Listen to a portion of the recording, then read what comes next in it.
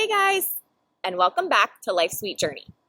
Today I am going to share a list that Babe and I put together of 7 things that we originally did not think were going to be worth it, or at least worth the extra money when it came to RV living, but have now become our really most utilized essentials. So I figured I would start with literally the most used and most recommended. Happy Camper RV tank treatment. We use it in our black tanks, we use it in our gray tanks, we use it in literally all of our tanks. Galley, shower, and for the poo, which is really what it's made for. But we started RV living, we were using the drop-ins. They worked great for a while. We were in really mild temperatures when we first went out, so it wasn't a huge deal. We would put a drop-in down the toilet and we would actually cut one up to use in the gray tank. And we could last, the black tank could last 2 weeks if we were using, if we didn't have to dump anyways, but it would last 2 weeks. We wouldn't smell anything. But then we hit Florida. Well, we came back to Florida in the heat of the summer, and we weren't getting through maybe a few days without noticing that, oh yeah, there's a tank of poo sitting under our home.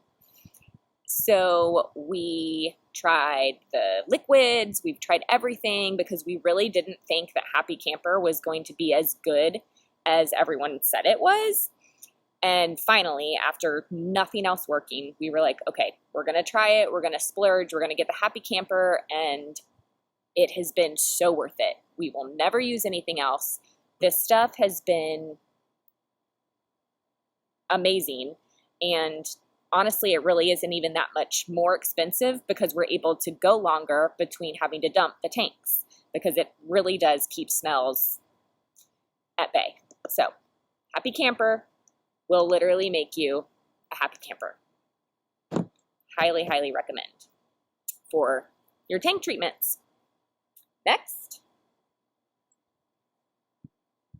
shower head. Replace it. If you have the shower head that just came with your rig, we did not believe that it would really be as big of a difference. So we were nervous, and we did not get the Oxygenics, which is the one that I feel like RVers recommend all the time, but it's anywhere from $40 to $60 or more, depending on which model you get. And so I went on and I got the PIH. It is a PIH RV shower head, and it's $15, maybe 20, but I figured I'd try that first before we really upgrade and do some $40, $50 plus model. But this has worked so well that I haven't felt like we need to replace it with anything else.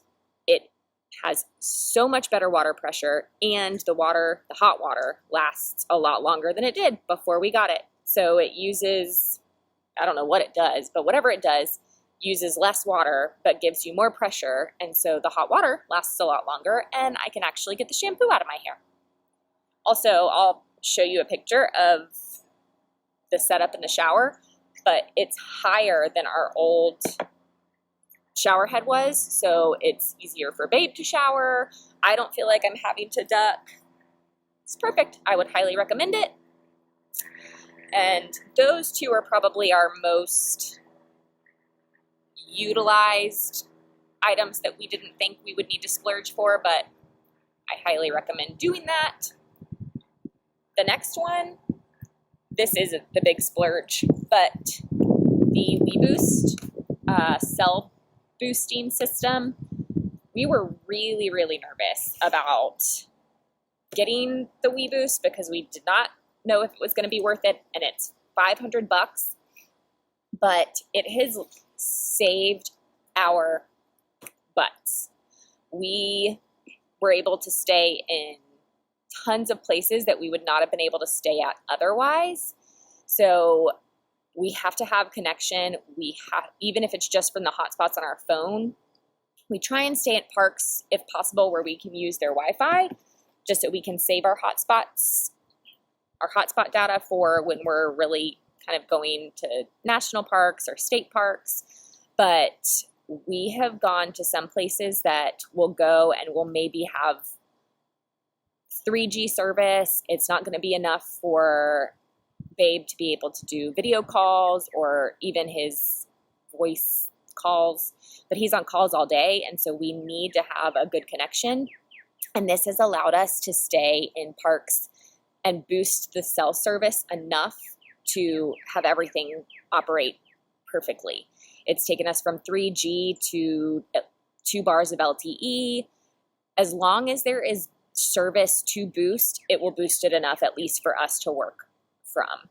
We have only had to leave a park even with the WeBoost twice, and it was because one of the spots was a government satellite testing area, and so they quiet all other cell service in the area, so there was literally 0 cell service. The other spot was somewhere in North Carolina, and we went to the top of the mountain hoping to have a little bit of beautiful mountain views away from all the people, but then we were also away from all the cell service, and there was 0 cell service. So if there's 0 service, it's not going to help you, but as long as there is some kind of service in the area for it to boost, it will do that. And it is totally worth every penny. Next. Electric heaters. It's just a small little temperature controlled electric heater. It also has a fan mode, which we've also used just to drown out sounds. So the heaters, we ended up getting 2 of these. We originally thought, oh, we'll just run the propane. Not a big deal. It's a big deal. 1, you're running through propane. No one wants to do that. 2, propane is expensive. And if you're going through it a lot because you're camping in cold weather, you want an electric heater. We make sure it's turned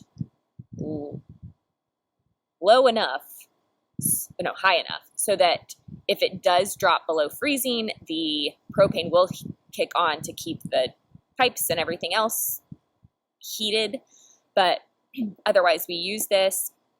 We turn one on in the bedroom, the other one stays on in the living area, and we usually just leave it set on eco mode, so that when we wake up in the morning, the living space is heated, and when he gets up to work, I'm still warm in the bedroom. We obviously don't need it right now. We're in Florida and it's warming up, but we'll use the fan mode on them just for sound, because when he wakes up, he's on phone calls and I may be trying to sleep. And so if we leave it plugged in between the living space and the bedroom, it drowns out him enough for me to really not even hear him. It's just set on fan mode and it's circulating the air. So electric heaters are a great investment if you have considered not getting electric heaters and just going with your propane. Obviously, if you're boondocking and don't have enough solar or something to run the electric heaters, they're not going to be helpful. But for moments when we're in the parks and have full electric, they are great. We love them. Next, back to the potty. A sewer slinky. We were like, oh, we don't need one of those. And for the first, I think, year on the road, we did not use one. We just would dump the tanks and lift it with our feet or whatever to make sure everything was flushing down, because we don't leave our tanks open. Sometimes we'll leave the gray tank open, but usually we just wait until the tanks are full and then we'll dump them. But we definitely never leave the black tank open. So we were just dumping and would flush everything out as we went. But no, this saves you. Oh, there's Babe. Babe, say hi. So this is really a huge lifesaver, because especially when we're at a park where we aren't going to be packing up, we're really going to just be dumping. It's so nice to not have to bend over, to not have to be lifting with our feet, getting who knows what, on anything. Not that we ever really did have an issue with that, but if you're lifting it with your foot and it pulls the cap out of the sewer hose connector, which we've come close to having happen before, but we catch it. this keeps you from doing that. It just lets everything flow nicely to the potty. Well, from the potty to the sewer. I think that's how it works. He does a lot of that stuff. But yeah, lets everything flow downward out of the rig and into the sewer. So I would highly recommend one of these fun little slinky things. The other thing that I guess I wouldn't say this was something that we would not be willing to splurge on. It just was something we really didn't realize we would need. Damprid or knockoff Damprid hanging bags. We use these everywhere. My closet is way more packed than it needs to be, but it obviously doesn't allow for a lot of, I don't know, airflow. I don't know the right word, but all the humidity gets trapped in the closet for some reason.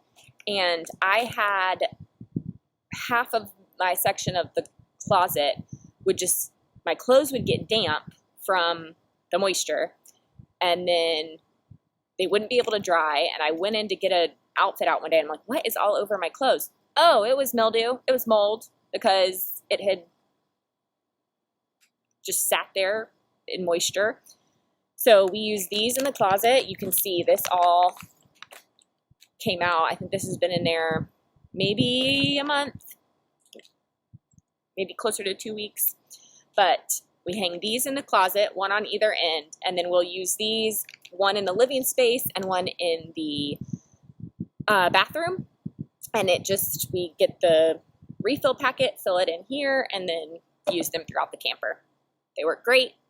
We've thought about investing in a dehumidifier, but we have not made that jump yet. So right now we just use the Damprids, especially because when we do close the camper up, which isn't often, but when we close the camper up, they're just easy to leave around. We'll make sure that there's like 4 or more in the actual living space when we're closing it up for more than a month. But obviously you can't run a dehumidifier when you don't have electric. And so Damprid, huge, huge bonus. And last but not least, FlexTape. I know, it's really kind of weird because you're like, isn't that the as made for TV stuff? Yes, it is. And we were for sure thought it was going to be very gimmicky. It wasn't going to work, but it does. We have been using the FlexTape on pretty much everything on the rig when it has a little boo-boo. We've had Babe's finger go through one of the skylights in the roof, and so we FlexTaped it. It's held for, I think, 6 months now, through many rainstorms, all the things. It's held. Same thing with a few patches in the roof, some of which we had to repair when we first hit the road. So for over 2 years, it's been holding strong and works super great. Babe hit a electrical box. Don't tell him I told you, but he did. And it tore through some of the fiberglass.